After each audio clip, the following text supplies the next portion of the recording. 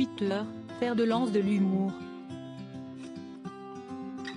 Alors qu'il était en déplacement au Mont-Saint-Michel pour célébrer le millénaire de la fondation de l'abbaye ce lundi 5 juin, Emmanuel Macron a prononcé un discours lyrique pour retracer l'histoire de ce monument normand, insistant sur la grandeur des créations françaises. Oui, nous avons su toujours nous montrer bâtisseurs en maîtrisant le temps, l'espace, les éléments, a-t-il martelé en conférence de presse. À la suite de cette journée, le président de la République a partagé une photographie des lieux au soleil couchant sur son compte Twitter, accompagnée d'une légende dans la même veine que ses paroles. En 1000 ans, sa silhouette est devenue un emblème de l'universalisme français, son abbaye, le symbole de ce que nous sommes, un peuple de bâtisseurs. Sans surprise, bon nombre d'internautes se sont moqués du locataire de l'Élysée, en apposant son message sur des clichés de monuments français bien moins prestigieux.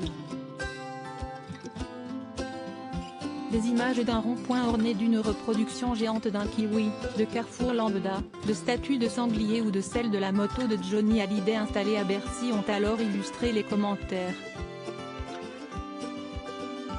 Correction historique de son côté, le professeur Florian Besson n'a pas hésité à corriger Emmanuel Macron, au sujet de la silhouette du monument, qui serait loin d'être la même depuis 1023. Cette silhouette caractéristique, du Mont Saint-Michel, n'existe pas depuis 1000 ans, a-t-il affirmé. Et d'ajouter, eh oui, le Mont Saint-Michel, comme tout le reste, a évolué au fil du temps. L'enceinte est achevée en 1417. La flèche et l'archange datent de 1897. Et si ce lieu, classé au patrimoine mondial de l'UNESCO depuis 1979 suscite autant d'admiration, si est-il tout simplement parce que les murs de cette abbaye ont été témoins de plusieurs moments historiques depuis sa construction. Devenue forteresse durant la guerre de Cent Ans, 1337-1453, le Mont Saint-Michel s'est finalement transformé en prison à la fin du XVIIIe siècle. Désormais, il s'agit d'un des monuments les plus visités de France.